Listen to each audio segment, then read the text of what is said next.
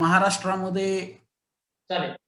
हा महाराष्ट्र हा पुरोगामी आहे आणि ज्यावेळी इंग्रज भारतामध्ये आले विज्ञानाचा प्रचारला त्याच्या अगोदर पण सुरुवात झाली होती, परंतु गौतम बुद्ध, चार्वाक, बसवेश्वर, संत तुकाराम, संत कबीर, महात्मा फुले, सावित्रीबाई फुले, छत्रपती शाहू महाराज, डॉक्टर बाबासाहेब आंबेडकर, पेरियार, त्याचबरोबर आत्ताच्या काळातले नरेंद्र दाभोळकर सर असतील किंवा कलबुर्गी सर असतील, त्याचबरोबर इतर अनेक जण या अंधश्रद्धा निर्मूलनाच्या संदर्भात काम करतायत. हे काम करत असताना अनेक अडचणी येत असतात. महाराष्ट्र अंधश्रद्धा निर्मूलन समिती तर गेले अनेक वर्ष काम करते. एम.एन. रॉय संस्था आमची अनेक वर्ष काम करते. रयत शिक्षण संस्थेमध्ये सुद्धा अनेक विज्ञानाचे प्रयोग सुरू आहेत इतर संस्थांच्या मध्ये. नव्या युगाची पहाट झाली, विज्ञानाची कास धरूया या मित्रांनो, या देशातील अंधश्रद्धा दूर करूया. नवा वसा घेऊ, नवे लेणे घेऊ. अनेक रूढी, अनेक चाली आणि अनेक परंपरा या देशामध्ये होत्या. अनेक ढोंगी लोकांनी, अनेक स्वार्थी लोकांनी वेगवेगळ्या वेशामध्ये धनाच्या राशी जमवल्या आणि समाज जीवन पोखरण्याचं काम केलं. या देशातल्या अंधश्रद्धांच्यामुळे मग कोणत्याही समाजामध्ये जर आपण बघितलं तर प्रचंड प्रमाणामध्ये अंधश्रद्धा असलेल्या आपल्याला दिसतील. या अंधश्रद्धा मोठ्या प्रमाणामध्ये हिंदू धर्म असेल, मुस्लिम धर्म असेल, ख्रिश्चन आहे, बौद्ध धर्म आहे, त्याचबरोबर शीख आहेत, पारशी आहेत. या सगळ्यांच्या मध्ये त्यांच्या त्यांच्या पद्धतीने अंधश्रद्धा पाळल्या जातात. खरं वास्तविक बुद्ध आणि बसवेश्वरांची परंपरा, महावीराची परंपरा असलेल्या या देशामध्ये एकूण 9 तत्वज्ञान आहे. त्यातलं चार्वाक तत्वज्ञान जसं नास्तिक आहे तसं एकूण 6 तत्वज्ञान नास्तिक आहेत. आणि आपल्याला याच्या संदर्भात माहित असलं पाहिजे. भूत प्रेत करणी भानामती याच्या संदर्भात आपल्याला अनेकदा अनेक गोष्टी सांगितल्या जातात. ते आपण ऐकतो पण, आणि काही वेळा मनातली भीती, चेटूक, भानामती या रूपातनं बाहेर आलेल्या आपल्याला दिसते. देवदासी, हुंड्याची, सतीप्रथेची अनेक परंपरा आहेत.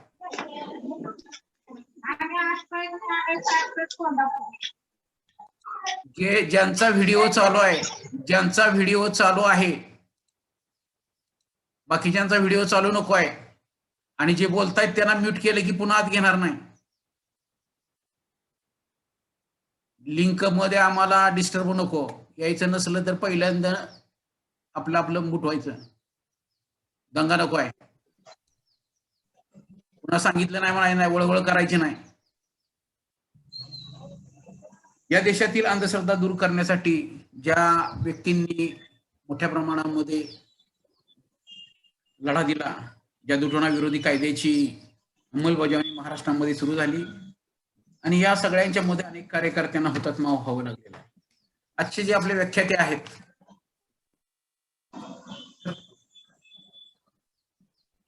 सुहास पाटील सरांना मी त्यांचा व्हिडिओ ऑन करायला विनंती करतो. त्यांच्याबरोबर दत्तात्रय पोळ आहेत. आपल्याबरोबर अनेक जण जॉईन होत आहेत वेगवेगळे. विनायक माळी आहेत किंवा प्रशांत पोद्दार असतील, पोहळसर आहेत, राज कदम आहेत. अंधश्रद्धा निर्मूलन मध्ये काम करणारे वेगवेगळ्या ठिकाणची कोल्हापूर किंवा इतरच्या भागातले पण होत आहेत. सुहास पाटील सर हे गुडे, त्यांचं मूळ गाव उंडाळे. गुड्याला आपल्याकडं आपल्या परिसरामध्ये होते, घराळवाडीला आता ते सध्या कार्यरत आहेत. एक विज्ञानप्रेमी शिक्षक, विज्ञानप्रेमी पिढी घडवतात. एक कृतिशील कार्यकर्ता म्हणून अंधश्रद्धा निर्मूलनाचं कार्य गेले 20 वर्ष ते चालतात. आमच्या बरोबर जटा निर्मूलनाच्या कार्यामध्ये ते सहभागी होत आहेत. 50हून अधिक महिलांचं जटा निर्मूलन आतापर्यंत त्यांनी केलेलं आहे. आता सध्या लेखन जर बघितलं, लेखन वृत्तपत्रामध्ये, मासिकामधनं ते लेखन करत असतात. पर्यावरणाची, निसर्गाची त्यांना आहे, त्याचबरोबर मंडळामध्ये एक वाचनालय चालवतात, एक संस्था पण चालवतात. त्या वाचनालयामध्ये लहान मुलांच्यासाठी वर्ग वाचनालयाकडे त्यांचा प्रयत्न चाललेला आहे. वाचनालयामधनं अनेक मुलांना वाचनाची आवड किंवा विद्यार्थ्यांना वाचनाची आवड लागली पाहिजे, हा त्यांचा अट्टास असतो. विज्ञानाचे प्रयोग करणे हा विज्ञान शिक्षकांचा मक्ता नाही. त्याचबरोबर जर इतरांनी प्रयोग केले तर ते प्रयोग राज्यस्तरापर्यंत जातात. सुहास पाटील बघितल्यानंतर राज्यस्तरापर्यंत विज्ञान प्रदर्शनामध्ये सहभाग घेतलेला आहे. अजून एक त्यांचं कार्य आहे, व्यसनमुक्तीच्या संदर्भात ते कार्य करतात. स्वच्छता मोहीम आहे. व्यसनमुक्तीचा आणि होळी बचाव आंदोलनामध्ये ते एकत्रित काम करतात. एक मोठा राक्षस तयार करतात. कचऱ्याचा, गुटखा, तंबाखूच्या पुड्या यांचा मिळून एक मोठा राक्षस दरवर्षी तयार करतात आणि तो जाळला जातो. राक्षस जाळण्यामागं पाठीमागं उद्देश आहे की आपल्या मधली व्यसनं कमी केली पाहिजेत आणि ती व्यसनं कमी करण्याचं काम विद्यार्थ्यांनी जर केलं तर त्या विद्यार्थ्यांना त्या व्यसनापासून भावी काळामध्ये दूर राहता येईल. त्याचबरोबर आपल्याला कचऱ्याची आणि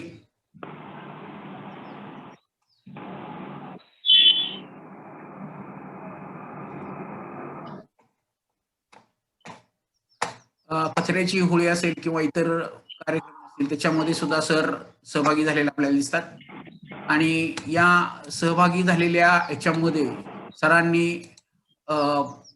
मोठं काम केलेलं आपल्याला दिसतं. हे काम करत असताना अनेक अडचणी येतात. ते बोलके सुधारक, कर्ते सुधारक आहेत आणि सगळ्यात महत्वाचं म्हणजे कृतिशील कार्यकर्ते असल्यामुळं आता त्यांचं घर बांधून झालेलं आहे.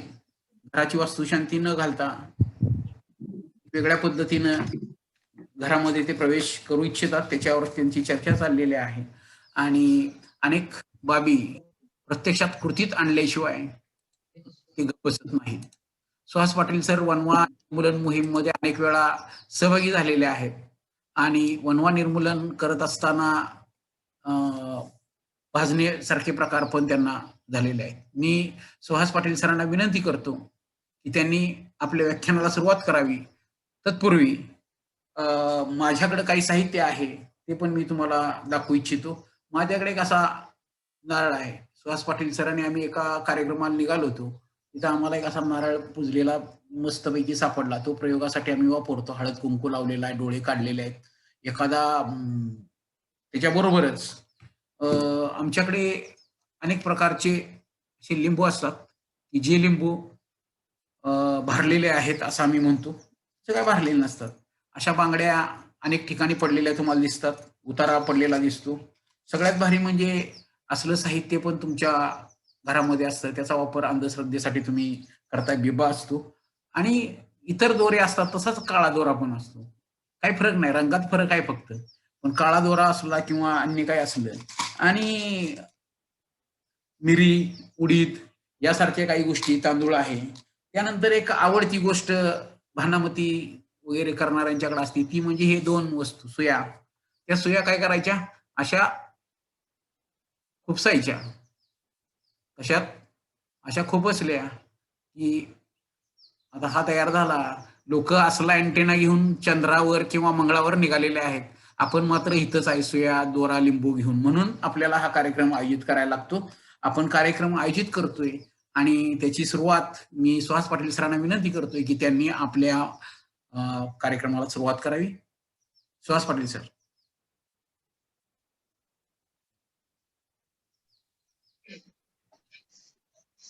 नमस्कार. आवाज येतोय का व्यवस्थित? हा येतोय. दोन माईक असतील, दोन माईक असतील तर एकच माईक सुरू ठेवा. आणि पोळ सर जरा कॅमेरा खाली, थोडासा कॅमेरा अजून खाली घ्या. हा सेट झालाय. Okay okay. नाही अजून खाली घ्या. चेहरा दिसत नाही सरांचा.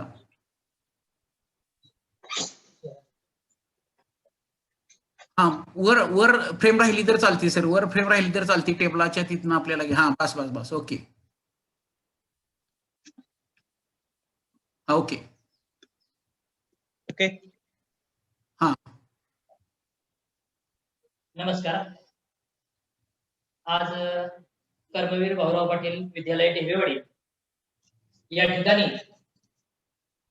रयत विज्ञान मंच यांच्या माध्यमातून आणि विद्यालयातील विज्ञान पंधरवडा हा एक अनोख्या पद्धतीने साजरा केला जातो.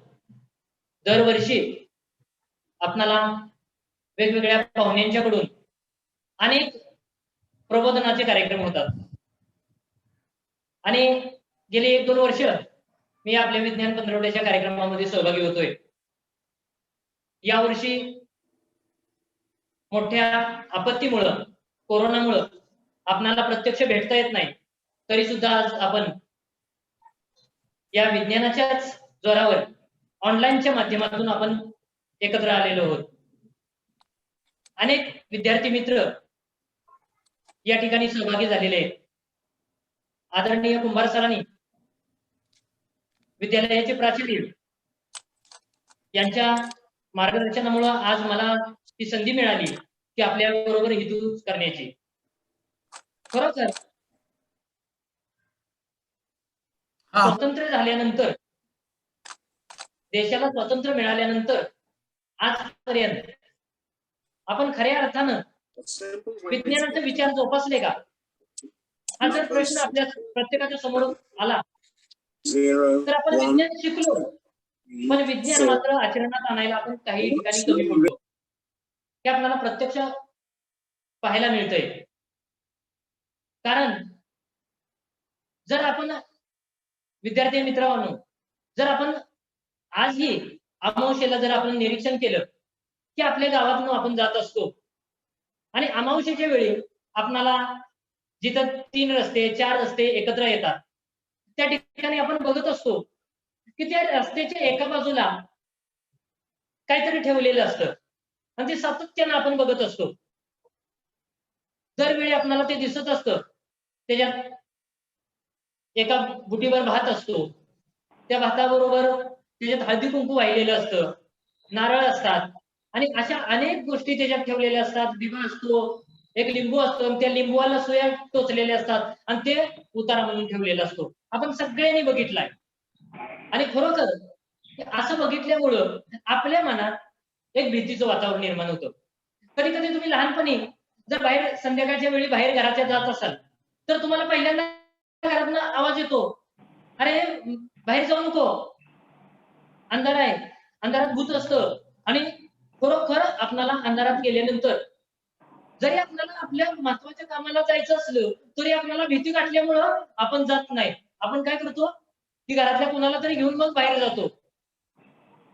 पूर्वीच्या काळी घरातनं माणसं रात्रीच्या वेळी बाहेर पडायची आणि रात्री जर आता उन्हाळ्याचा दिवस आपण बघितलं की प्रत्येक झाडाची आता पानगळती झालेली आहे आणि रात्रीच्या वेळी आपल्या घराच्या आजूबाजूला परसबागेत झाडं असायची आणि त्या झाडांचा पाला खाली पडलेला असायचा आणि रात्रीच्या वेळी काही निशाचर पक्षी प्राणी हे त्यांचे भक्ष्य शोधण्यासाठी जात असतात आणि आपण बाहेर जाण्यास आणि त्यांच्या पंखाचा फडफड आवाज उडून जाण्याचा किंवा पावलांचा आवाज त्या पाल्यावरचा येतो आणि आपल्या मनात धस्स होतं की आपण भीतीनं काळवंतो की आपल्या मनात अनेक शंका येतात, तिथं भूत तरी नसेल. कारण आपल्याला सांगितलेलं असतं की रात्रीच्या वेळी अमावस्येला भूत बाहेर पडतात.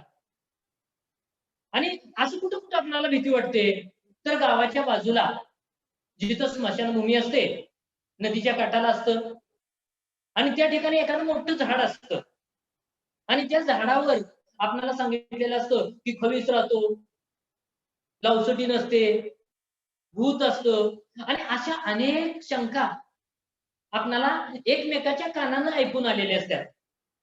बघा, गावात जर एखाद्या आळीत एखादा साप मारलेला असेल एखाद्याने आणि तो वरच्या आळीपर्यंत जास्तो, तो साप असतो एक वितीचा, पण लगेच सांगते हे ऐकलं का, अरे त्या अमक्याच्या घरी साप निघाला होता, अरे केवढा होता, एवढा लांबडा होता.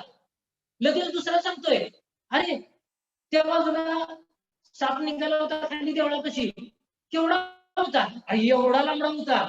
आणि तो पाक वरच्या आळीला जास्तोर तो साप भला मोठा झालेला असतो आणि आपण विचार करत असतो की खरंच ज्यानं बघितलाय तो सांगतो साप एवढा होता, पण वरच्या वेळेपर्यंत असतो तो केवढा झालेला असतो, खूप मोठा झालेला असतो.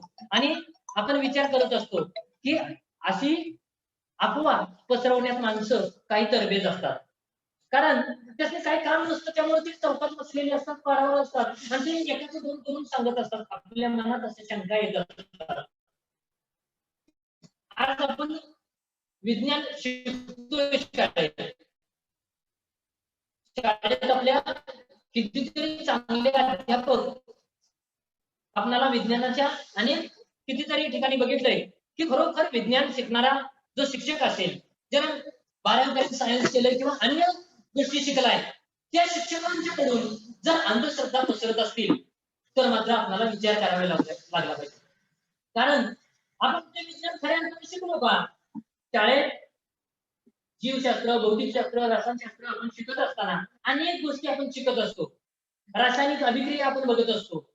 पण डोळसपणे बघायचं असेल तर आपल्याला प्रत्येक गोष्टीकडे बघताना आपल्या मनात विचार आला पाहिजे. हे काय घडलं? हे कशामुळे घडलं? हे कसं घडतंय?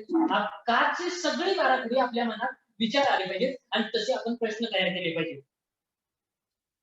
की एक गोष्ट आपण बघितली की आपल्या समाजात अनेक प्रत्येक गावात जर कुठे गेला तर आजारी पडल्यानंतर पहिल्यांदा आपल्याला की गावातला जे प्रसिद्ध मंदिर असतं त्या मंदिराचा एखादा पुजारी आठवतो आणि त्या पुजाऱ्याकडे आपण जातो आणि आपण कौल लावतो की माझं शुभ कार्य आहे, त्या कामात विघ्न येईल का किंवा चांगलं माझं निर्विघ्नपणे पार पडेल का? मग आपण कौल लावतो. मग काही धान्य घेतात आणि ते धान्य वेगवेगळ्या ठिकाणी असं ठेवतात. ते सम आलं विषम आलं ते आपल्याला सांगतात की असं. काही ठिकाणी दगड असतो गोल, त्या दगडावर फुलं ठेवलं जातं. उजव्या बाजूचा कौल पाहिजे का डाव्या बाजूचा कौल पाहिजे? उजवा कौल शुभ मानला जातो, डावा कौल अशुभ मानला जातो.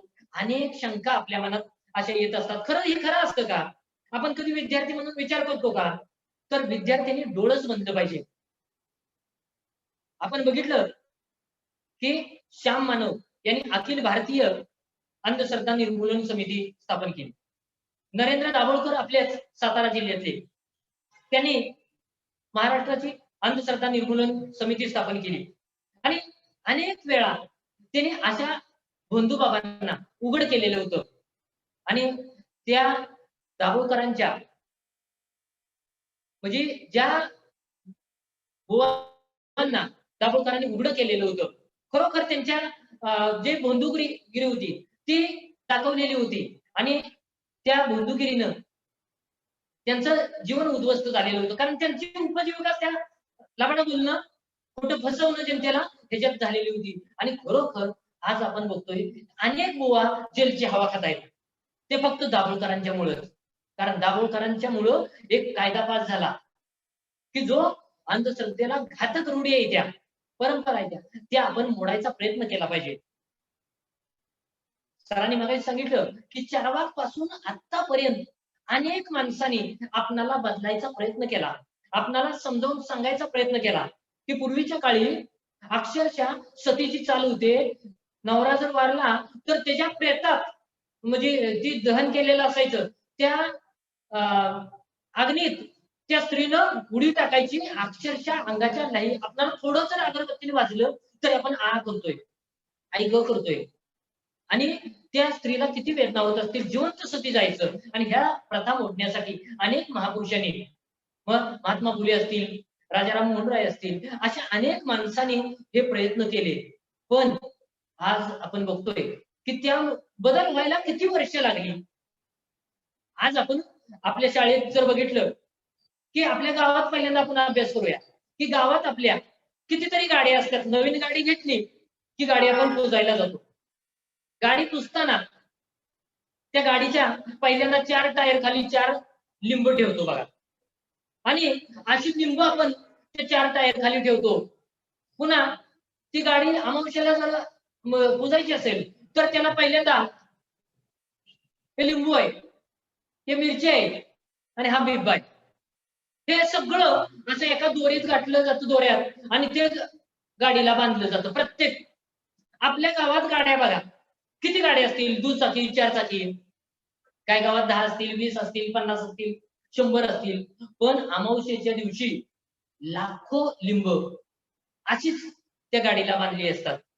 त्याचं काय होतं पुन्हा, ती लिंब जर आपण सरबत करून प्यालो, त्या मिरच्याची भजी केली, तो बिबा आपल्याला लागलेल्या जखमेवर जर गाठला, तर कितीतरी आपल्याला त्याचे फायदे होतील. हे आपण जाणत नाही का? विज्ञान आपण शिकतोय. त्या लिंबात आपल्याला किती उपयोगी घटक असतात, जीवनसत्व असतात, हे आपल्याला समजलं पाहिजे आणि यासाठी आपण डोळस म्हटलं पाहिजे.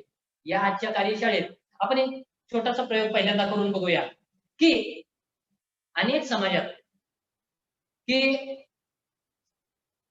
लग्न झाल्यानंतर आपल्याकडे जसं पूजा घालतात, तसं काही समाजात लंगर तोडण्याचा कार्यक्रम असतो. त्याला बेडी तोडण्याचा कार्यक्रम म्हणतात. आणि त्या बेडी तोडण्यासाठी एखाद्या कुटुंबाची जर आर्थिक परिस्थिती अतिशय गरिबीची असेल, तरी सुद्धा त्या माणसाला ती पूजा अर्चा करावीच लागते. ती जर नाही करणार, तर त्या नवदाम्पत्याला सुख लाभणार नाही.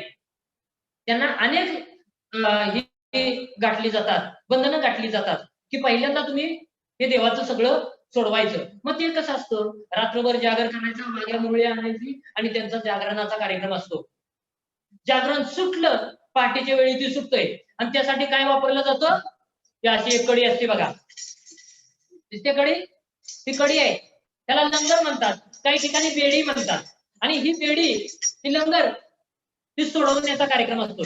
आपण बघा, ही लंगर तुम्हाला दिसते सगळ्यांना, आणि ही लंगरामधनं ही जी गोल कडी आहे, ती कडी बाहेर निघते का? इकडं फिरवली, इकडं फिरवली, कशी काढायचा आपण प्रयत्न केला तर ही निघते का? तर नाही निघत. मग आपण विचार करतो की रात्रभर ह्या कडीला ताण दिला जातो, दोन्हीकडे साखळ्या लावल्या जातात, अनेक ठिकाणी ह्याच्यापेक्षा वेगळी एक साखळी असते, आणि ती साखळी सुद्धा आपल्याला दिसत असते की ती साखळी तोडायचा कार्यक्रम असतो. मग आता ही कडी कशी यातून बाहेर निघेल? मग रात्रभर तो जागर करायचा, सगळ्या मुली येतात, त्यांचा कार्यक्रम नाच गाण्याचा सुरू असतो, आणि पहाटेच्या वेळी ही लंगर सोडवली जाते. आणि लंगर सोडवल्यानंतर एक बकर, एक कोंबडा काळा, हे जो बली दिला जातो, आणि मग त्यांच्या भावकीतली जी सगळी असतात, ती सकाळच्या पारी त्याच्यावर त्या मटणावर ताक मारतात आणि म्हणतात आता ह्याचं सगळं चांगलं होईल. खरोखर एवढा खर्च जर घालायची त्या बेडी सोडवण्याच्या कार्यक्रमाला कमीत कमी सर्वसामान्य कुटुंबाला 30 ते 40 हजारापासून 1 लाखापर्यंत माणसं खर्च करतायत. खरोखर त्याची गरज आहे का? जर आपण विचार केला, डोळस व्हायचा आहे खरंच, मग ही आपण विचार केला पाहिजे. आता हे आपण बघूया की ही कडी सुटते का? ही कडी सोडवायची आहे आपल्याला. यासाठी मी इथं पोळसर आहे, त्यांना बोलवतोय की ती पोळसरांना मी ही कडी सोडवायचा प्रयत्न करतोय. बघा, ही कडी आहे आणि ही कडी आम्ही ओढायचा प्रयत्न करतोय दोघं. ही कडी निघाल का यातून? पोळसर बघताय, ही कडी यातून निघू शकणार नाही का? नाही सर, नाही निघू शकणार. प्रयत्न करा बघा.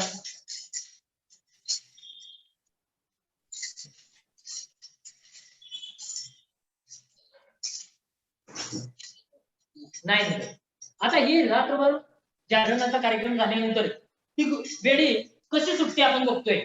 बघा, सगळ्यांनी लक्ष देऊन बघा की ही बेडी यातून निघणार नाही, पण तरी सुद्धा आपण ज्यावेळी रात्रभर जागरण केलेलं असतं आणि पहाटेच्या आपल्या डोळ्यावर पेंग आलेला असतो, मग आपण डुलके टाकत असतो, आणि त्याच वेळी त्या हात चालाकी केली जाते आणि ही कडी त्यातून बाहेर पडते.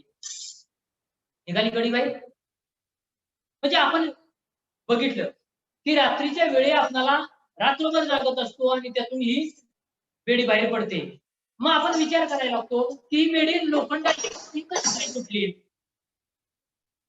आणि ज्यावेळी आपण असे प्रयोग बघत असतो त्यावेळी मात्र आपल्या मनात अनेक शंका येत असतात, पण ते शंका विचारण्याचा आपण धाडस करत नाही. कारण ज्याला विचारतो त्याला वाटतं की वेगळाच काहीतरी बोलतोय, आणि त्यामुळं आपण भीतीच्या सावटाखाली कुणाला विचारायला जात नाही आणि तसंच आपण पुढे जातो. असे अनेक प्रयोग करून आपल्याला फसवलं जातं. आज बघतोय आपण की कितीतरी बुवा वेगवेगळ्या पद्धतीनं स्त्रियांचं लैंगिक शोषण करतायत, मुलांचा बळी मागतायत, आणि अशा घटना वेगवेगळ्या घडत असतात. त्यासाठी महाराष्ट्र अंधश्रद्धा निर्मूलन समितीनं एक पत्रक काढलंय की त्याचं नाव आहे अंधश्रद्धा निर्मूलन वार्तापत्र. आणि हे वार्तापत्र काय आहे, तर या वार्तापत्रात आपल्या शाळेत जर ग्रंथालयात येत असेल तर कधी तरी ते वाचा, की त्याच्यात आपल्याला डोळस होण्यासाठी अनेक बंधू बाबा पकडलेले आपण पाहत असतो. त्यांचा पर्दाफाश कसा केला ते बघत असतो. काही जण उकळत्या तेलातनं लिंबू काढतात. मग काय केलेलं असतं, ही क्रिया आपण समजून घेतली पाहिजे. मग त्यासाठी आपल्याला वेगवेगळी पुस्तकं वाचायला लागतील, की अंधश्रद्धा कशी पसरवली जाते. मग त्याच्यासाठी आपण डोळस पाहिलं पाहिजे. काही गोष्टी आपण लपून-छपून बघितल्या पाहिजे. अनेक ठिकाणी पैशाचा पाऊस पडतो आणि त्यासाठी काय केलं पाहिजे, तर तुला बळी द्यावा लागेल. मग रात्रीच्या वेळी काही आमिष दाखवले जातात. गुप्तधन असतं आणि त्या गुप्तधन शोधून काढायचा आहे. मग त्याला बळी दिला पाहिजे. काय दिला पाहिजे? तर जिवंत बालकाला बळी दिला पाहिजे. मोठ्या माणसाला देऊ शकत नाही. कारण मोठ्या माणसाला पकडायचं आणि त्याला धरायचं आणि त्याला एवढं करायचं, काहीतरी आपला पुरावा सापडेल. म्हणून जे हातबल आहे, आपला आहे, त्याच्यावर असा प्रयोग करायचा. मागल्या वेळी आमच्या इथे धोंडेवाडी नावाचं गाव आहे कराड तालुक्यात. त्या ठिकाणी सुद्धा आजीनं अशाच आमिषच्या पोटी बालकाला गादीत गुदमरून मारलं होतं. आणि असा प्रसंग जर घडला तर तो किती वाईट आहे, की वंशाच्या दिव्यासाठी अनेक स्त्रियांच्यावर असे बंधू बाबा नको ते प्रयोग करत असतात. त्यांना चटकं देणं, त्यांच्यावर बेताच्या काठीनं मारणं, असे अनेक प्रयोग होत असतात. आणि याला बळी आपण पडलं नाही पाहिजे. म्हणून प्रत्येकाने आपण आज ठरवूया की या वर्षीपासून आपण सकाळी ठरवायचं की एकच पहिल्यांदा सुरुवात करूया, की दाभोळकरांचा जी हत्या झाली ती अशा गोष्टीतून झाल्या, की त्याने अंधश्रद्धा ही काय आहे हे जगाला समजावून सांगायचा प्रयत्न केला, की अंधश्रद्धा पाळू नका. श्रद्धा असू द्या तुमची. तुम्ही देव मानता ना, तुम्ही तुमच्या देवाची पूजा करा, भक्ती करा. जे तुम्हाला करायचं ते तुम्ही करा. पण ते डोळसपणे करा. अंधश्रद्धेत तुम्ही अघोरी प्रथा करू नका. एखाद्याचा जीव घेऊ नका. आणि असं जर झालं तर ते आपल्याला खूप परवडणार नाही. आपल्या परिस्थितीनं आपण चालूया. आणि ज्या ज्या गोष्टी आपल्याला आहेत, की अनेक ठिकाणी आपण बघत असतो, की प्रत्येक गावातला देवऋषी ही जत्रा येत्या. आता कोरोनामुळे बघा तुम्हाला उघड बघायला मिळतं या, की तुमच्या गावच्या जत्रा जर जवळ आल्या असल्या तर जत्रेत मोठ्यानं ओरडायचं असते. आपण त्यावेळी त्या अंगात आलेल्या देवाच्या जवळ आपण जात नाही. कारण त्याचा जो चाल असतो तो कधी हलगीच्या तालावर असतो, कधी बघतो बेंजो असला तर बेंजोचा तलाव असतो. आणि प्रत्येकाची ऍक्शन वेगवेगळी असते. कोण नुसतंच असं करतं, की खरं अंगात देव येतो का हे कधी आपण बघत नाही. पण अनेक ठिकाणी असं अंगात येणारी झाडं, त्याला झाड म्हणतात, ती झाडं सुद्धा गप्प बसली ती आता घरात कोरोनाच्या काळात. कारण त्यासनी भीती गाठली आहे. जर तुम्ही असं काय करशीला तर पहिल्यांदा तुम्हाला कोरोना होईल. आणि कोरोना झालेली माणसांची अवस्था आपण बघितली टीव्हीवरती, की त्यांचा अंत्यविधी कसा होतोय. लखपती जरी असला तरी त्याला त्या कापडात गुंडळलेलं असतं आणि त्याला त्या एका एका सरणावर 3-3, 4-4 प्रेत ठेवून शेवटी अग्नी द्यावा लागला. आणि आपण त्यासाठी जर आपल्या गावातली अशी अंगात येणारी बघितली माणसं तर कितीतरी माणसं आता गप बसली त्या कोरोनामुळं. मग आपण ठरवूया की इथून पुढं आपण आपल्या घरात अमावस्येला गाडीला लिंबू बांधायची. लिंबू असेल तर त्याचा सरबत करा. उन्हाळ्याच्या दिवसात हे सगळ्यात महत्वाचं आहे. पूर्वीच्या काळी हे कशासाठी बांधत होते माहिती आहे का? की बैलगाडीला हे बांधायचे. पूर्वीचं वाहन काय होतं, बैलगाडी किंवा घोडा असायचा, ते बांधलेलं असायचं आणि लांबचा प्रवास असायचा. जर आपण बघितलं की नाईकबाला याचं म्हणलं तर नाईकबाला सगळी कोल्हापूर जिल्ह्यातली माणसं येत आहेत आणि सातारा जिल्ह्यातली कोल्हापूर जिल्ह्यातल्या ज्योतिबाला जात आहेत कुलस्वामी म्हणून. आणि जाताना पूर्वीच्या काळी डांबरी रस्ते नव्हते. जी वाट असायची, पाऊल वाट असायची किंवा गाडी वाट असायची, त्या गाडीला ती बांधलेलं असायचं आणि त्या गाडीत माणसं बसून जायची ती. आणि जाताना वाटेत उन्हाळ्याचे दिवस असायचे. मग कधी तहान लागली तर काही ठिकाणी पाणी मिळायचं नाही. मग त्यावेळी काय करायचं, की ते लिंबू असायचं, ते लिंबू कापायची ती. एखाद्याला जर भोवळ आली असेल तर त्याचा पाण्यात ते पिळायचं आणि प्यायचं, मग सगळी तहान जाते. अगदी थोडं पाणी असलं नसलं तरी लिंबू नुसतं तोंडात घातलं तरी आपली तहान शमली जाते. किंवा मिरची असायच्या, त्या मिरची काय तर पूर्वीच्या काळी जंगलात जाताना, दाट झाडीत जाताना अनेक वेळा साप माणसांना दंश करायचे, आणि साप दंश केला तर तो साप विषारी आहे का बिनविषारी आहे हे आपल्याला समजायचं नाही. आणि जर मिरची आपणाला ती चावली तर तिखट लागते, पण जर आपल्याला विषारी साप चावला असेल तर त्या मिरचीची चव आपल्याला समजत नाही, म्हणजे तिखट लागतच नाही. आणि जर बिनविषारी असेल तर तो साप म्हणजे आपल्याला चव त्याची मिरचीची बदलत नाही. बिबा असायचा, अनेक वेळा ऊन पडायचं, लहान मुलं असतील किंवा माणसं असतील, काय लागायचं, खरचटायचं, ओरबडायचं, मग त्याला बिबा हे सगळ्यात महत्वाचं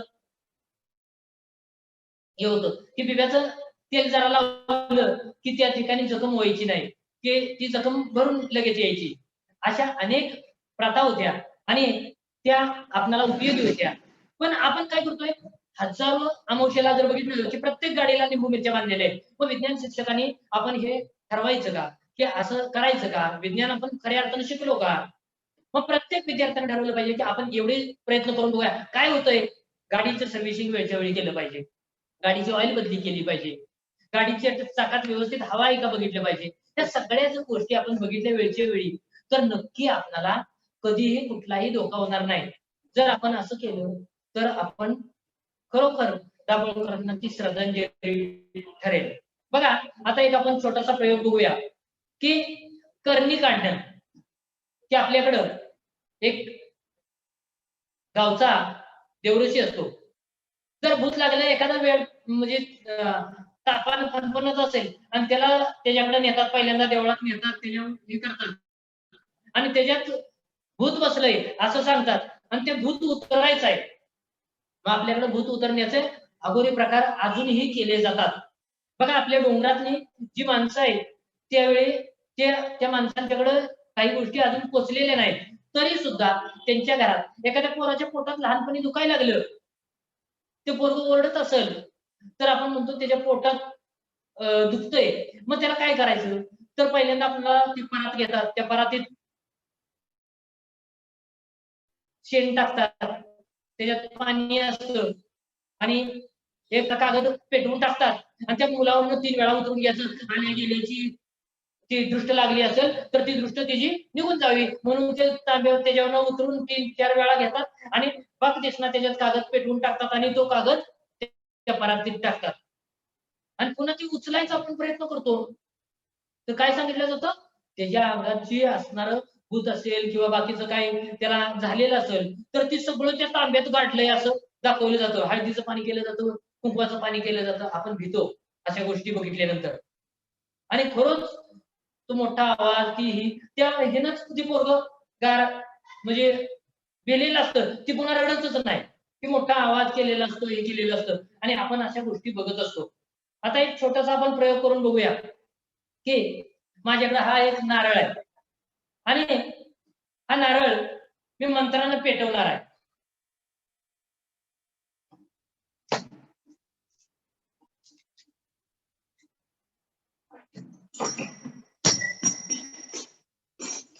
बघा,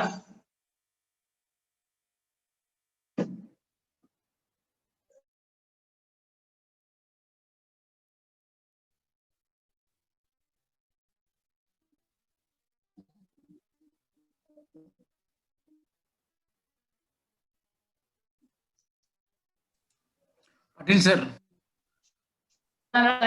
बघा, सुहास पाटील सर, सुहास पाटील सर. हा आता हा एक बोला सर. बोला सर.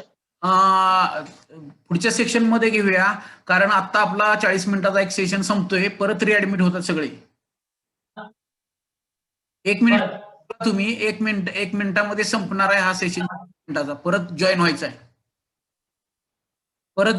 आपल्याला. बरं चालेल. हा, तोपर्यंत इतर माहिती सांगा. हा बरं, आपण बघतो की प्रत्येक गावात असे आपल्याला बंधू साधू असतात. अनेक ठिकाणी जटा वाढलेल्या स्त्रिया असतात. त्या जटाधारी स्त्रिया अशा देवरसपणाचं काम करत असतात. मग कुणाला सल्ले द्यायचे,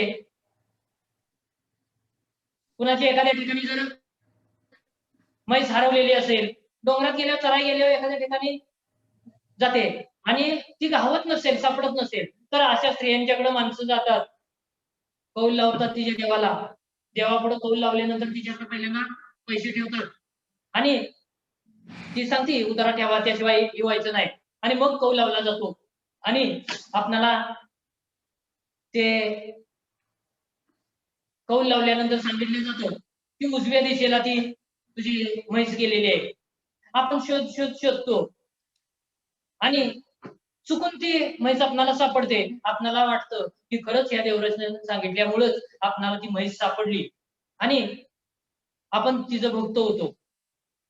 दुसऱ्या कुणाचा असा प्रसंग आला की आपण लगेच सांगतो. प्रशांत पोद्दार सर आलेले आहेत, त्यांचं पण स्वागत. प्रशांत पोद्दार सर आलेले आहेत. नमस्कार प्रशांत सर. नमस्कार.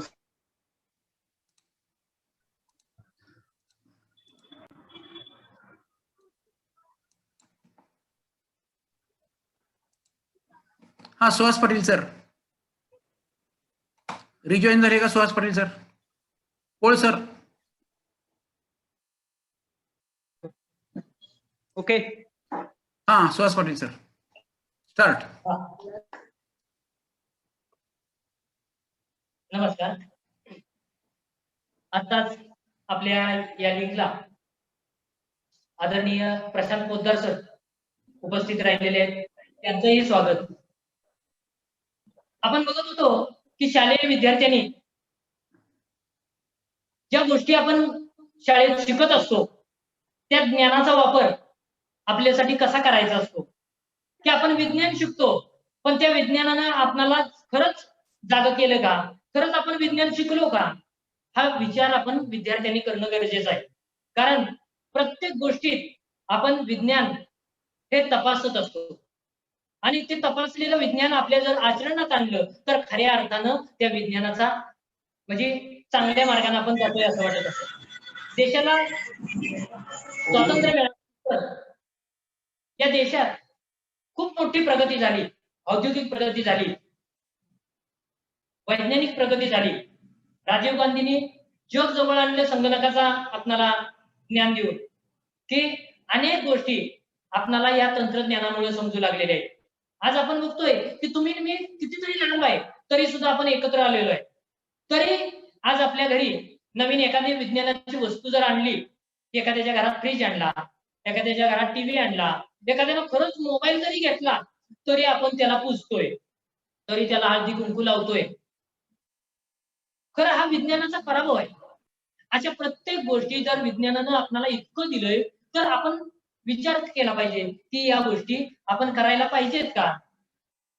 वर्षानुवर्ष आपल्या मनावरचा जो पगडा आहे, ज्या अंधश्रद्धा पसरवल्या जात आहेत, त्या आता तरी आपण विज्ञानानं सजग होऊन त्या दूर करूया. यासाठी अनेक महापुरुषांनी आपल्याला जाग करायचं वेळोवेळी प्रयत्न केलेला आहे. दाभोळकरांचे सारखे यांचं आयुष्य सगळं समाजाला जाग करायसाठी गेलं, की खरोखर तुम्ही ह्या मार्गाला नका जाऊ, स्वतः बुडू नका, नको ते अघोरी प्रकार करू नका. आणि देवाच्या नावानं जे आपण यात्रेत बळी देतोय किंवा आता आषाढ महिना आला की बघा प्रत्येकाला ते काळा कोंबडाच पाहिजे, काळी कोंबडीच पाहिजे आणि त्या काळात त्या काळ्या कोंबडींचं भाव वाढले जातात. अक्षरशः मी काही ठिकाणी आमच्या बाजारात बघितलं की ते करडं जरी असलं तरी त्याला ते केसाला आपण पॉलिश करतोय का नाही, केसाला रंग द्यायचं, काळं करायचं, ते त्या कोंबड्यांना लावित बसलेली असते ती रात्रभर. कारण दुसऱ्या दिवशी बाजार असतोय आणि ते विकायचं आहे. एका कोंबड्याला 500 रुपयाच्या पेक्षा जास्त दर मिळतोय आणि असं हे भोंदूगिरी वाढत चालली आहे. आज आपण विज्ञानानं शहाणं झालो असं जर म्हणत असेल तर खऱ्या अर्थानं आपण आपल्यापासून विचार केला पाहिजे, की आपल्या कुटुंबापासून विचार करूया. की अनेक माणसांनी आपल्याला जाग करायचा प्रयत्न केला, त्याच्यात कितीतरी कायदे आले, पण अजून डोळसपणे आपण बघतोय का, हा विचार करण्याची गोष्ट आहे. बघा आपल्या ग्रामीण भागात प्रत्येक ठिकाणी गावाच्या बाजूला जिथं स्मशानभूमी असते, अमावस्येच्या रात्री आपण भीत असतो की त्या ठिकाणी भूत नसतात, भूत पलित घेऊन जात असतात असं आपल्याला सांगितलं जातं. खरोखर भूत असतं का? कधीतरी रात्रीचं धाडस करूया ना. आपल्या अनिसनं एक कार्यक्रम ठेवलाय की चला आपण विद्यार्थ्यांनी डोळे सोडण्यासाठी स्मशानभूमीत जाऊया, अमावस्येला जाऊया, भूत पाहूया. आम्ही ज्यावेळी अनिसनं आवाहन केल्यानंतर आम्ही सुद्धा आमच्या मुलांना किंवा आमच्या शाळेतल्या विद्यार्थ्यांना घेऊन ज्यावेळी स्मशानभूमीत गेलेलो होतो, त्यावेळी आम्हाला समजलं की भूतभीत अशी काही नसतात. रात्रीच्या वेळी जे पक्षी असतात, प्राणी असतात ते त्यांचं काम करत असतात. मांजर असलं तर ते पक्षी शोधायला निघालेलं असतं. वाळलेला पाला असतो त्याच्यातनं पाय पडला की तो खसखसल्यासारखा होतो, आपल्या मनात धस्स होतं आणि आपण भीतो. अशा गोष्टीला आपण भिलं नाही पाहिजे. खरंच आपण तिथं धाडस करून बघितलं पाहिजे. काय आहे हे? कुठला पक्षी आहे? घुबड. घुबडाला अशुभ मानलं जातं आणि रात्रीच्या वेळी घुमायला लागलं की आज गावातून कोणतरी कचकणार आहे असं आपण सरळ आपल्याला म्हातारी माणसं सांगतात आणि आपण तसंच पुढच्या पिढीला सांगत सुटतो. तर याच्यावर आज या अंधश्रद्धेमुळं अनेक पक्ष्यांचा जीव जायला लागलेत. ते पक्षी दुर्मिळ व्हायला लागलेत. गावात पहिल्यांदा कितीतरी ती उंदीर पकडण्यासाठी घुबडं फिरत होती, पण आज गावातली घुबडं लुप्त होत चालली. कारण त्याचा वापर वेगळ्या कारणासाठी व्हायला लागला. की घुबड पाळलं तर ते ठराविक समाजात ते शुभ मानलं जातं, काही ठिकाणी अशुभ मानलं जातं. अशा गोष्टी आपण डोळसपणे बघूया आणि प्रत्येक गोष्टीला आपण प्रश्न विचारूया. का? हे का होतंय असं? विद्यार्थी म्हटलं की विद्यार्थ्याच्या मनात काच प्रश्न आले पाहिजेत. का, केव्हा, कुठे, कसे हे सगळं आपण प्रश्न विचारायला सुरुवात केली पाहिजे. आणि असे प्रयोग ज्यावेळी आपण बघत असतो, त्यावेळी आपण सुद्धा तुम्ही सुद्धा हे प्रयोग घरात करून बघा, की खरोखर असं होतंय का? एक तांब्या आपण घेतो आणि त्या तांब्यात काही सुद्धा नाही. हा तांब्या पण मोकळा आहे. हा तांबडा तांब्या असतो. आपल्या देवालयावर असतो. त्याच्यावर कलश ठेवला जातो, पानं ठेवली जातात आणि दरवेळी आपण ते पूजत असतो. आणि अशा वेळी आपण तो तांब्या बघतो आणि त्या तांब्यात आता आपण एक प्रयोग बघायचा आहे, की एखाद्या मुलाला बोलवलं जातं आणि सांगितलं जातं, की तू ओढ्याला गेला होतास उन्हाच्या वेळी आणि तिकडं तुला त्या वडाच्या झाडावरचं भूत लागलंय, पिंपळाच्या झाडावरचं भूत लागलंय. गावाच्या कुठेतरी बाजूला एखादं मोठं झाड असतं. वर्षानुवर्षे ती झाडं आपल्याला ऑक्सिजन देत असतात आणि अशा झाडावर भूत आहे म्हणून आपल्याला सांगितलं जातं. आपण एक प्रयोग करून बघूया, की भूत काढायची त्यांची जे बंधुभाव असतात ते कसे काढतात. तर ते पहिल्यांदा तांब्या घेतात. त्या तांब्यात तांदूळ भरतात. हे तांदूळ आहे, या तांदूळात काही सुद्धा नाही. हे तांदूळ भरलं जातं.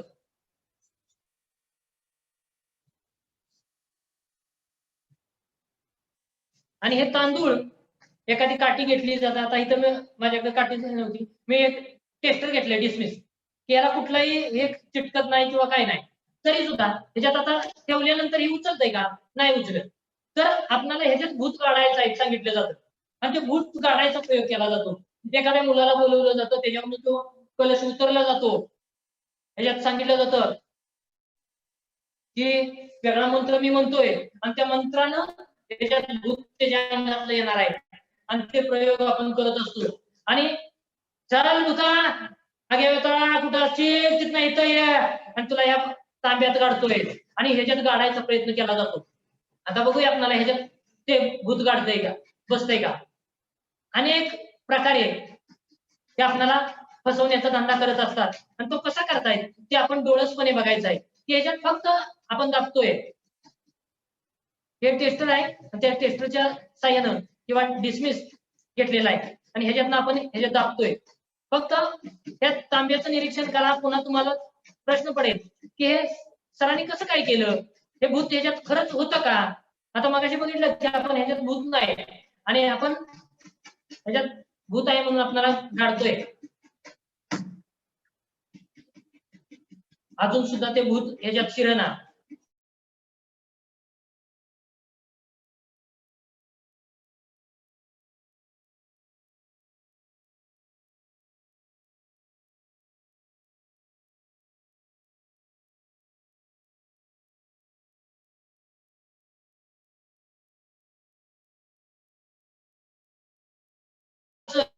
तर त्याला वेळ खातोय बघा. आता ह्याच्यात लवकर भूत शिरेना. ह्याच्यात बघा भूत काढलं गेलं. आता हे भूत मी नेऊन गावाच्या बाहेर सोडणार आहे. आणि ही विद्या मला प्राप्त झालेली आहे आणि आता हे भूत तुझ्या अंगावरून निघालेलं आहे. आता तू व्यवस्थित वागशील, नियमित शाळेत जाशील, रोजचा दिलेला अभ्यास करशील, असं जर एखाद्या मुलाला सांगितलं तर खरोखर त्या पोराच्या मनावरचा जो बोजा असतो की रोज त्याला सांगितलेलं असतं तुला भूत लागलंय, तुला भूत लागलंय म्हणून ते असं वागतोय. पण त्या दिवसापासून त्या मुलाच्या अंगातलं भूत या तांब्यात गाडलंय आणि त्या तांब्यात गाडलेलं भूत हा साधू महाराज बाहेर नेऊन सोडणार आहे. म्हणजे आता आपल्या मनावरचं भूत निघालं आणि त्या मुलाला व्यवस्थित तो अभ्यास करतो, पहिल्यासारखा वागायला लागतो. खरोखर हे असं होतं का? तर नसतं. या ठिकाणी जर आपण विचार केला, तुम्ही काही पुन्हा प्रश्न विचारा की त्या प्रश्नाची उत्तर आपण बघू शोधू की असे अनेक प्रयोग केले जाते. नारळातली करणी असेल किंवा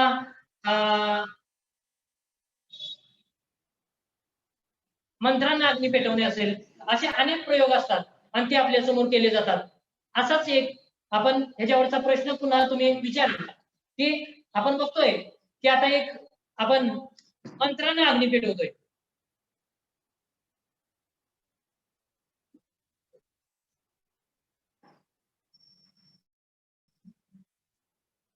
हा नारळ आहे, याच्यात काहीही ठेवलेलं नाही, अगदी व्यवस्थित नारळ आहे बघा. आणि या नारळात आपण हा देवाचा पंढरपूरच्या विठोबाला आता माणसं जाऊ शकत नाहीत, कारण कोरोनामुळं आपण विठ्ठलाचं दर्शन इथूनच घेतोय. आणि विठ्ठलाचा आविर्भूत आहे आणि हे देशी गाईचं तूप आहे की ज्या गाईच्या अंगावर एकही पांढरा ठिपका काळा ठिपका नाही, अशी निखंड पांढरी देशी गाई आणि त्या गाईचं तूप लागतं. आणि ज्यावेळी मी मंत्र म्हणतो तो मंत्र मी हिमालयातून शिकून आलोय असे ते बंधुभाव आपल्याला सांगत असतात. आणि त्यांची तपश्चर्या हिमालयात मग आपण बघतो की वर्षानुवर्ष साधू महाराज बसलेले असतात.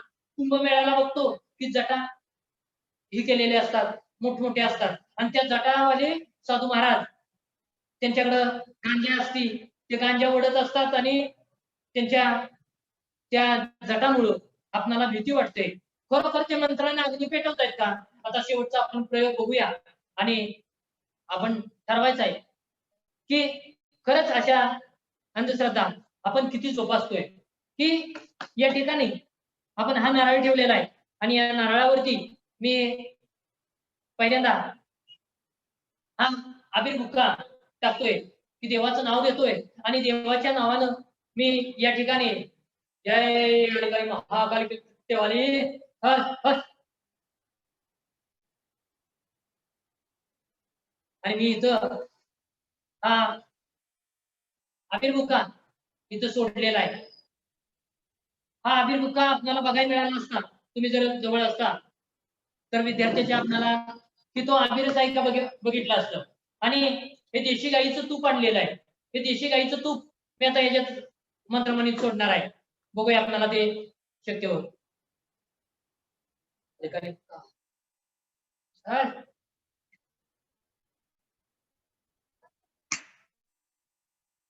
बघा आपल्या समोर मंत्राने अग्नी पेटवलेला आहे.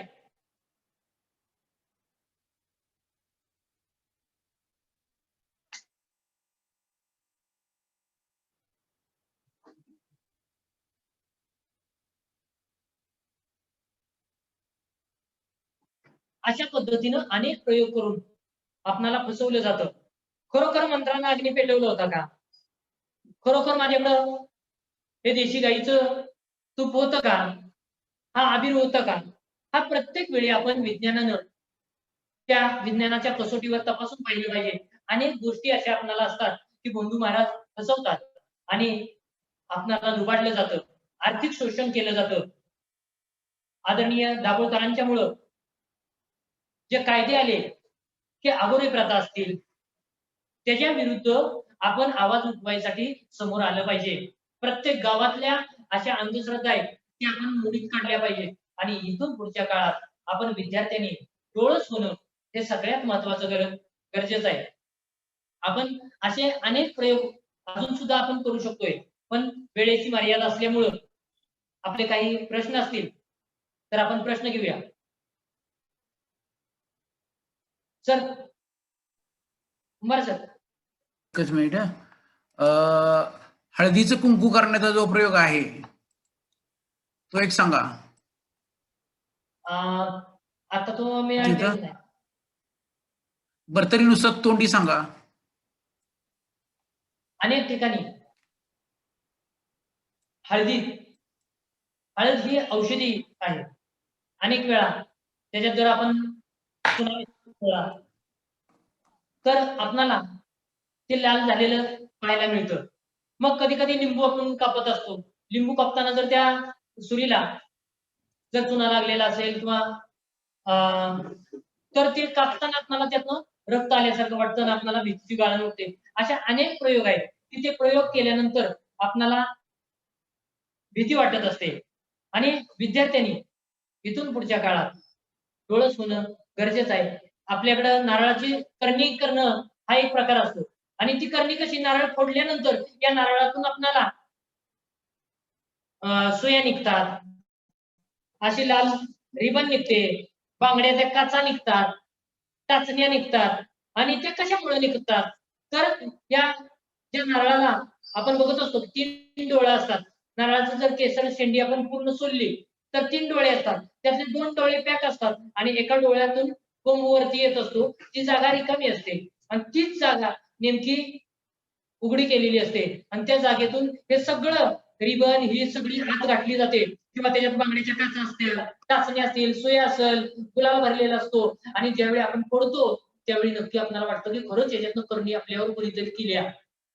मग ती हिरव्या बांगड्या असणारी स्त्री असेल किंवा ही धोकादायक आहे, आपल्याला टाचणी यायच्या म्हणजे ते आपल्याला टोचत राहणार आयुष्यभर, असे अनेक हे केलेलं असतं आणि आपण त्याला बळी ठरत असतो, फसत असतो. आर्थिक लुबाडणूक आपल्याकडून होत असते आणि ती होऊ नये यासाठी आपण सगळ्यांनी सजग होणं, जागृत होणं हे गरजेचं आहे. धन्यवाद सर. काही जणांना प्रश्न आहेत, विद्यार्थी प्रश्न विचारणार आहेत. सुहास पाटील सरांच्या तिथं लाईट नाही तरी पण चाललंय त्यांचं काम. हा बोला. हॅलो. हा सर. एक सर जीत विचार. जीत. हा सर, कापसे सर बोलू का मी? हा बोला बोला. आपण म्हणतो ना दृष्ट लागणे, हा दृष्ट लागण्याचा काय प्रकार आहे? दृष्ट लागते का वगैरे याविषयी मला जरा माहिती पाहिजे होती. दृष्ट लागते ना? हा. लहान मुलं असतात बाहेर खेळवलेलं असतं आणि संध्याकाळच्या वेळी ती रडत असतं. त्याला कितीतरी माणसाने असं उचलून घेतलेलं असतं. त्याचा पाक म्हणजे आपण जे बाहुली खेळात वापरतात का नाही तसं त्या बाळाला सारखं उलट सुलट घेऊन वर टाकणं काही जण असं करत असतात. आणि त्यावेळी त्या लहान बाळाच्या आतली जी इंद्रिय असतात त्यांना त्रास होत असतो. जसं आपण खेळून जर एखाद्या शर्यतीत धावलो असलो, जर आपल्याला त्रास होतो तसं त्या मुलाला त्रास व्हायला लागला असला की आपण म्हणतो की ह्याला आज कोणाची नाही कोणाची तरी दृष्ट लागली, ती बाळ खळखळून हसत असतं आणि संध्याकाळच्या वेळी ती निराश झालेलं असतं. दृष्ट ही अशी काहीही लागत नाही, फक्त त्या बाळाला जो त्रास झालेला असतो तो ते त्याच्या ह्याच्यातून व्यक्त करत असतं आणि त्यावेळी संध्याकाळी आपण त्याची दृष्ट काढण्याचा प्रकार केला जातो, मिरच्या काढल्या जातो, उतरून टाकतो, असं केलं जातं आणि त्याच्यावेळी वाटतं की आपल्याला खरंच त्याच्यावरची दृष्ट बसली आहे आणि ती निघत असते. तर असा कुठलाही प्रकार दृष्ट लागणं हा प्रकार नाही. बघा ते हे करून. Thank you sir. Thank you sir. हा बोल. नाव सांगा. सर ते सर माझे नाव जीत मनोज कुमार कांबळे. हा सर, जे तुम्ही खाली तांब्या घेतला आणि तांब्यामध्ये जे नारळ ठेवले आणि त्यावर आगी कशी लागली पण? हा मग ही अतिशय चांगला प्रश्न तू विचारला की माझ्याकडे मगाशी मी सांगितलं होतं की अबीर बुक्का दाखवला होता, बरोबर? अबीर बुक्का दाखवला होता आणि देशी गाईचं तूप दाखवलं होतं. हे नारळात मी काय केलं होतं, पहिल्यांदा अबीर बुक्का टाकलेला होता. तर ते अबीर बुक्का नसून की माझ्याकडं मी पोटॅशियम परमॅंगनेट आपण जखम धुण्यासाठी ती वापरतो किंवा जर लागलेलं असेल तर आपण ते पाण्यात टाकतो आणि त्याचं पाणी करून आपण ते त्या जखम स्वच्छ करण्यासाठी वापरलं जातं. अनेक उपयोग आहेत ह्या पोटॅशियम परमॅंगनेटचे. आणि दुसरं होतं देशी गाईचं तूप म्हणलं होतं. हे तूप नसून ग्लिसरीन होतं, जे आपण तोंड आल्यानंतर आपल्याला लावायला मेडिकलमध्ये ग्लिसरीन मिळतं. आणि ह्याची भुकटी केलेली आणि त्याच्यावर हे ग्लिसरीन सोडलं आणि ह्याचा संयोग झाल्यानंतर त्याच्यातून अग्नी निर्माण होतो. आणि अशा पद्धतीनं ती मी मंत्रानं अग्नी पेटवला असं दाखवलं. खरोखर मंत्र किंवा असं काहीही नसतं की एवढा अग्नी मंत्रानं पेटवणं किंवा असं करणं. हे फक्त रासायनिक अभिक्रिया आहे, ते रसायन आहे ती, त्याचा वापर केलेला होता, हे आपण समजणं गरजेचं आहे. छान. आणखीन कोणाला प्रश्न? Thank you sir. प्रश्न विचारा. तुमचे प्रश्न अत्यावश्यक आहेत का, कसे, केव्हा? लंगर जे सोडवलं, लंगर सर, हा, लंगर सोडवलं, एकदा त्यातली क्लुप्ती दाखवा लोकांना.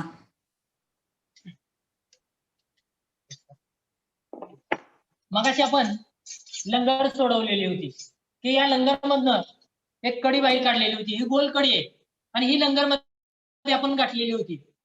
आता ही लंगर मध्ये जाते कशी बघूया.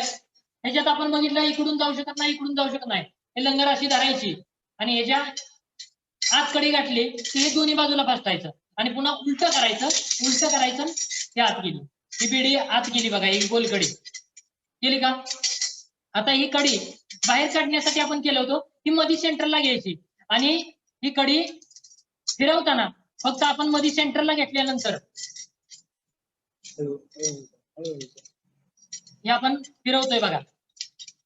या अशा पद्धतीनं ती मध्ये आली की यातनं या दोन कड्या सरळ झाल्या की यातनं ही कडी बाहेर निघते बेडी.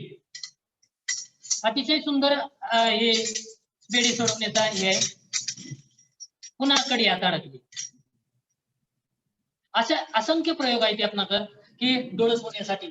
ते प्रत्यक्ष आपण म्हणजे करून सुद्धा तुम्ही बघितलं पाहिजे की ज्यावेळी तुम्हाला प्रत्यक्ष ही बेडी हाताळायला मिळेल त्यावेळी तुम्ही ती हाताळून बघा की याच्यातनं आपल्याला खरोखर समजेल की आनंद बी वाटेल आणि ते सांगाल की हे खोटं आहे, मी तुम्हाला काढून दाखवतो. असं जर तुम्हाला कोणी चॅलेंज केलं तर तुम्ही ते दाखवू शकताय. छान. आणखी कोणाला? हा, प्रश्न. सर, हा, विचार.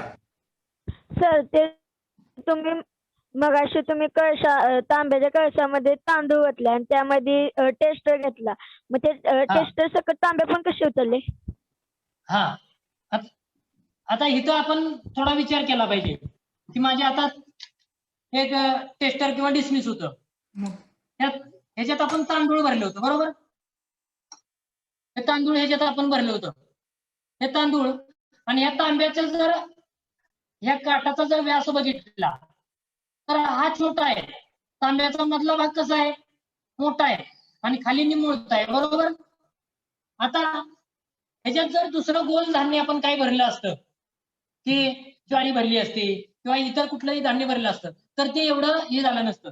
मग आपण तांदूळ घेतलंय आणि तांदळामुळे आपण खोचल्यामुळं काय झालं की जसं जसं आपण खोचू तसं तसं ते आत घट्ट होत गेलं. कारण ह्या गळ्याचा जो व्यास आहे तो छोटा असल्यामुळं, तांब्याच्या गळ्याचा व्यास छोटा असल्यामुळं हे तांदूळ वरती येत नव्हतं. ते तांदूळ आतच दाबलं जायचं आणि घट्ट त्यातली हवा बाहेर जायची आणि ह्याच्यात हे असं खोचून बसवल्यामुळं त्या तांब्याच्या काठापाशी आत दाबून झाल्यामुळं हे असं उचललं की पुन्हा या टेस्टर सकट हा तांब्या उचलला गेला होता.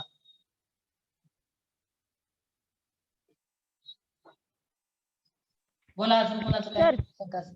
हा सर लोक देवामध्ये नारळ फोडतात, मग ती पण एक अंधश्रद्धा आहे का? हा, आपल्या मनाला आपण समाधान वाटण्यासाठी नारळ हे झाडाचं फळ आहे, बरोबर. कितीतरी देवस्थानाच्या ठिकाणी आपण बघतो की नारळ फोडतात आणि ते पाणी तसंच टाकतात. काही जण त्यातली तोंडात घेतात आणि पितात सुद्धा. खरं त्यातलं नारळाचं पाणी हे सगळ्यात चांगलं. आजारी माणसाला जर बघायला गेलं तर आपण शहाळा घेऊन जातो का नाही, तसं या नारळातलं पाणी सगळ्यात उपयोगी आहे. ओला नारळ जर खोबरं हे सुद्धा आपल्याला पौष्टिक आहे तरी सुद्धा आपण ते आपल्या श्रद्धेसाठी फोडतो. कारण ह्याच्यामुळे आपल्याला जास्त मोठा तोटा होत नाही म्हणून आपण हे फोडत असतो. आणि नाही फोडलं म्हणून काही कधी देव आपल्याला म्हणत नाही की तू या वर्षीचा नारळ कोरोनामुळे माझ्या देवळात आला नाहीस आणि माझं नारळ दिलं नाहीस म्हणून मी तुझ्या मागे लागलोय, असं कधीही होत नाही. आपण देवाचीच लेकरं आहे. मग देव आपल्यावर कसं रागवेल? आपण माणसात देव बघतो का नाही?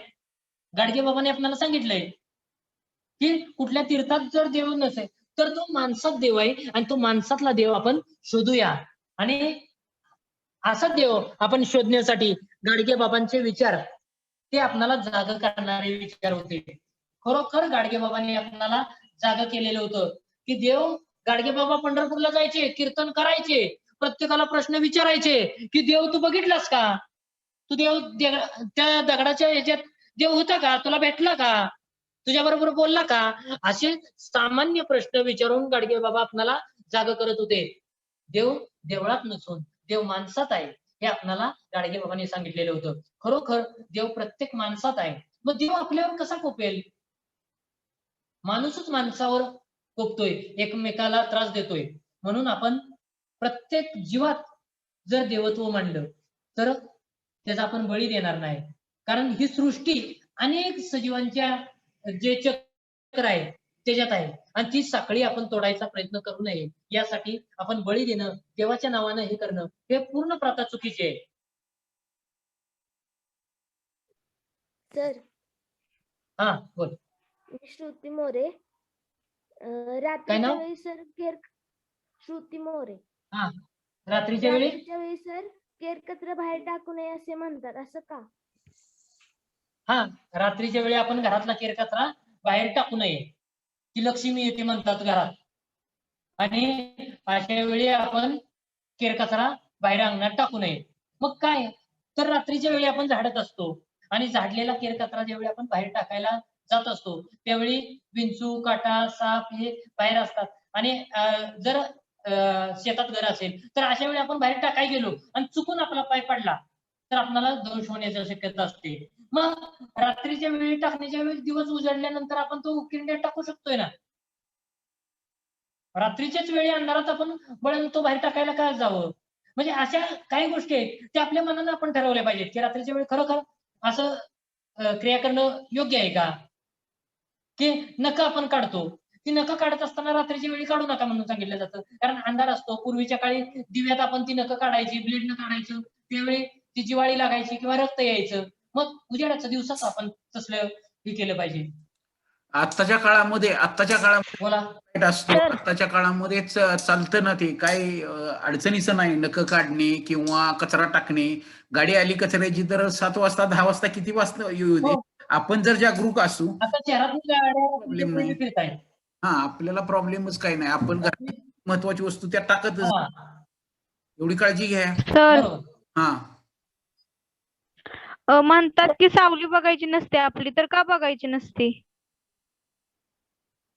आपली सावली बघायची नसते असं तुला कोणी म्हटलं होतं का? हा हा, हा, घरातल्या मोठ्या माणसाने म्हणलं होतं का बाहेरच्या माणसाने? घरातल्यांनी. कधी म्हणलं होतं? म्हणजे आजीने म्हणले होते. बघा, रात्रीच्या वेळी लाईट गेली बरोबर, तर आता मी अंधारात उभा आहे आणि माझ्यावर बॅटरी पाडली जाते आणि माझी प्रतिमा मागं काळी दिसते बरोबर. ही सावली असते. आपण सावलीत वेगवेगळे विक्षिप्त आकार आपण बघत असतो. जर मोबाईलवरती बघितलं की आपल्याला एखादा हात केला जातो आणि त्या हातापासून हाडील केलं जातं, हे आपल्याला चांगलं वाटतंय.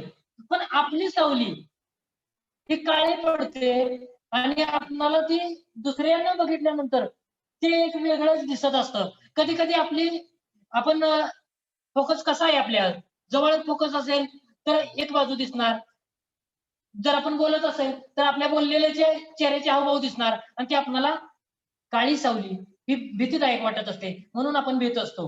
पण असं काहीही नसतं की आपण सावली आपली बघितली. आज आपण बघतोय की अनेक सावलीतले प्रयोग जे ब्रेक डान्स असतील ते असेच केले जातात. ते नुसती सावली आपल्याला ती दिसते. मायकल जॅक्सन नाचताना आपल्याला नुसतं त्याचं हल्लेलीच प्रतिमा दिसते. मग इतकं शरीर आपल्याला चांगलं असताना, इतकं हे असताना आपण सावलीलाच का भ्यावं? भिवू नये म्हणून आपल्याला ते सांगितलं जातं की असं हे करू नये. पण आताच्या काळात सावलीला कोण भीत नाही. बऱ्यापैकी मुलं सावलीवरच वेगवेगळे आकार करत असतात, वेगवेगळे हातवारे करत असतात, बघतोय आपण. आपली आपली सावली बघून घ्या, काय फरक पडतो का त्याची नोंद घ्या. बाळा तू कितवीला आहे? वारंवार प्रयोग करा, सावली कायमच बघा. हॅलो, तू कोणत्या वर्गात आहे आता? हा. प्रश्न विचारणारा विद्यार्थी कोणत्या वर्गात आहे? हॅलो, 9वीच्या. हा 9वीच्या. हा. इयत्ता हा. 6वीच्या पुस्तकात पाठ क्रमांक 14 आहे बघ, त्याच्यामध्ये प्रकरण 14 आहे, light and formation of shadows. तू शिकलाय, त्याच्यामध्ये सावली कशी पडते आपली. आता ती आपलीच सावली असते, यासंबंधी बघ अगदी विस्तृत अशी माहिती आहे, वेगवेगळे प्रयोग दिलेत. इयत्ता 6वीच्या पाठ्यपुस्तकात, विज्ञानाच्या पाठ्यपुस्तकात पाठ क्रमांक 14 light and formation of shadows. जर तुला अधिक माहिती पाहिजे असेल तर या तुझ्या शाळेतील एखाद्या विद्यार्थ्याचं इयत्ता 6वीचं विज्ञानाचं पुस्तक वाच. ओके. आणि प्रयोग करून बघा, प्रयोग हॅलो? करून बघा. प्रयोग करून बघितल्यानंतर आपल्या सावलीचं हे करा. वारंवार वारंवार नाही. एकदाच प्रयोग करून बघायचा नाही, सावली बघत राहायची.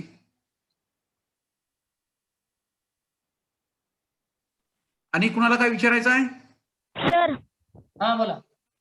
हा, सर लोक म्हणतात वडाच्या झाडावर भूत असते.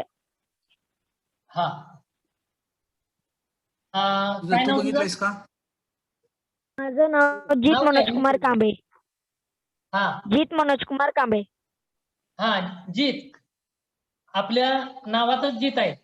आपण काय करायचं की खरोखर वडाचं झाड आपण लावायचं आणि त्या झाडाजवळ आपण पहिल्यापासून त्याच्याजवळ असायचं. ते झाड लावल्यानंतर आपल्या डोळ्यात एकच ते मोठं होत असतं. अशी माणसं आपल्याला भीती घालत असतात की का, तर ते वर्षानुवर्ष झाड असतं, त्याच्या पारंब्या लोंबत असतात, रात्रीच्या वेळी त्याच्यावर अनेक पक्षी येतात. सगळ्यात मोठं झाड म्हणलं की त्याचा आश्रय घ्यायसाठी अनेक पक्षी त्याच्यावर घरटी करत असतात. वडाच्या झाडावर कितीतरी पक्ष्यांची घरटी असतात. तिथं अन्न शोधायसाठी साप जातो, काही वेळा त्याच्यात उंदीर असतात, ते पकडण्यासाठी घुबडे येत असतात. आणि ज्या माणसानं भीती खाल्लेली असते ते सांगतो की आपल्याला इथं भूत आहे किंवा असं भीती दाखवली जाते. तसं काहीही नसतं वडाच्या झाडावर. उलट सगळ्यात चांगलं झाड वडाचं आहे.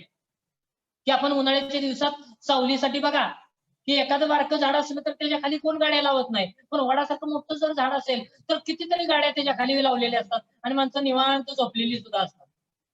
तर असं काही भूतभीत काहीही नसतं.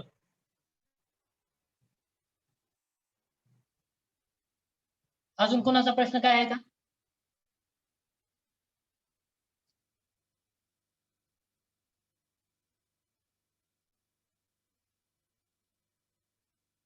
हा कुंभार सर. हॅलो.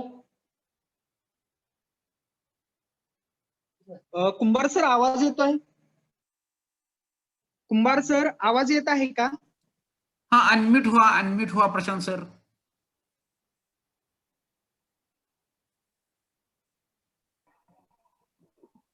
हॅलो. हा जरा, हा बोला प्रशांत हा, सर. बोला सर. प्रशांत सर बोलतात का?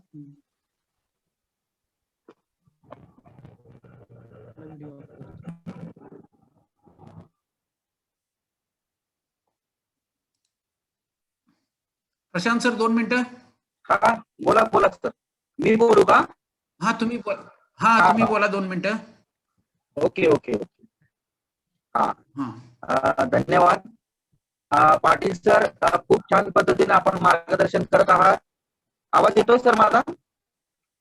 हो येतोय. हा मला थोडा उशीर झाला जॉईन व्हायला. मुलांना चिकित्सक बनवण्यासाठी, मुलांमध्ये प्रश्न निर्माण करण्यासाठी, प्रयोगांमधून अंधश्रद्धांचं निर्मूलन करण्याचा हा खूप छान असा प्रयत्न आहे. पाटील सरांना मी मनपूर्वक धन्यवाद देतो की त्यांनी खूप चांगली तयारी केलेली आहे.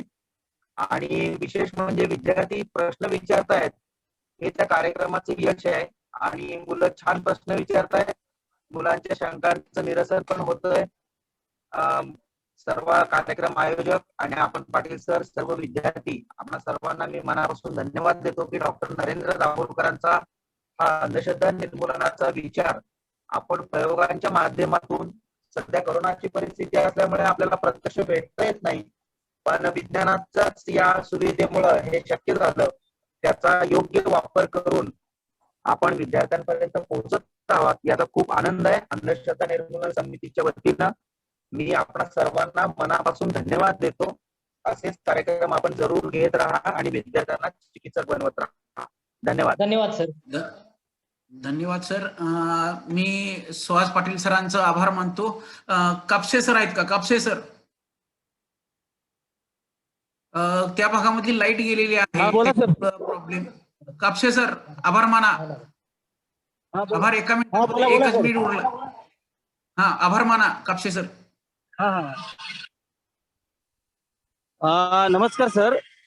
आज पाटील, मी सुद्धा इकडे ट्रॅव्हलिंग मध्येच आहे, परंतु मी आभार मानतोय. नमस्कार सर. हा, नमस्कार. आज पाटील सरांनी या ठिकाणी जो विज्ञान पंधरवडा आहे त्यामध्ये अंधश्रद्धा निर्मूलनाविषयी खूप छान अशी माहिती दिली आणि विद्यार्थ्यांना डोळसपणानं विज्ञानाची ओढ निर्माण करण्याचं काम केलं. खूप छान अशी माहिती दिली आणि प्रात्यक्षिकाद्वारे विद्यार्थ्यांचं या ठिकाणी खरोखर अंधश्रद्धा काय आहे हे मुलांच्या पर्यंत आमच्या पोहोचलं. दरवर्षी आम्ही डॉक्टर कुंभार सरांच्या माध्यमातून आमच्या शाळेत हा उपक्रम चालतो, परंतु सर तुम्ही आज छान प्रात्यक्षिकाद्वारे सगळी माहिती दिलेली आहे. तर प्रथमतः आमच्या विद्यालयाच्या वतीनं तुमचे आभार. त्याचबरोबर उशिरा आता सर जॉईन झाले होते. सर त्यांचं नाव प्रशांत पोद्दार सर. प्रशांत पोद्दार सर ना? अंधश्रद्धा निर्मूलन समिती. पोद्दार सरांचंही. हा, कुंभार सर का? हा, Poddar sir. Prashant Poddar sir. Prashant Poddar sir यांचंही मनापासून आमच्या विद्यालयाच्या वतीनं आभार. आणि सर्व विद्यार्थी त्याचबरोबर पालक सुद्धा या ठिकाणी जॉईन झालेले आहेत. त्या सर्वांचं आमच्या विद्यालयाच्या वतीनं आभार. आणि डॉक्टर कुंभार सरांच्या वतीनं सुद्धा त्यांनी जे आयोजन केलेलं आहे पंधरवड्याचं, विज्ञान पंधरवड्याचं, त्याबद्दल तुम्हा सर्वांचं आभार मानतो आणि आपली मीटिंग संपली अशी मी या ठिकाणी जाहीर करतो. उद्याची उद्घोषणा करतो. उद्या आपल्याला विज्ञान केंद्र जे आहे, रयत विज्ञान केंद्राचं दर्शन होईल. रयत विज्ञान केंद्रावर काय काय आहे याच्या संदर्भात आपण उद्या पाहणार आहोत. त्यात जर बदल झाला तर दुसरं व्याख्यान असेल, पण त्याची लिंक तुम्हाला दिली जाईल. लिंकवर तुम्ही 6 वाजता हजर राहा आणि विज्ञानाचा लाभ घेत राहा. प्रश्न विचारत राहा. नेहमी प्रश्न विचारणं गरजेचं आहे. त्याचबरोबर वेगवेगळ्या कोल्हापूर, सांगली आणि सातारा या जिल्ह्यातून अनेक कार्यकर्ते सुहास पाटील सरांचे मित्र याच्यामध्ये जॉईन झाले होते. त्या सर्वांचं मी आभार मानतो. त्याचबरोबर प्रशांत पोद्दार सर आवर्जून उपस्थित राहिले, त्यांचंही आभार. सुहास पाटील सरांचा आभार मानतो की जटा निर्मूलनाच्या कार्यक्रमामध्ये, वनवा निर्मूलनाच्या कार्यक्रमामध्ये ते आमच्या बरोबर असतात आणि आमच्या शाळेमध्ये बऱ्याच वेळा येऊन गेलेले आहेत. पोद्दार सर येऊन गेलेले आहेत. या सगळ्यांनी मिळून हा विज्ञान पंधरवडा योग्य मार्गावर आणलेला आहे. वैज्ञानिक दृष्टिकोन विद्यार्थ्यांच्या मध्ये निश्चित तयार होणार आहे. मी पुन्हा एकदा सर्वांचा आभार मानतो आणि हा कार्यक्रम संपला असं घोषित करतो. धन्यवाद.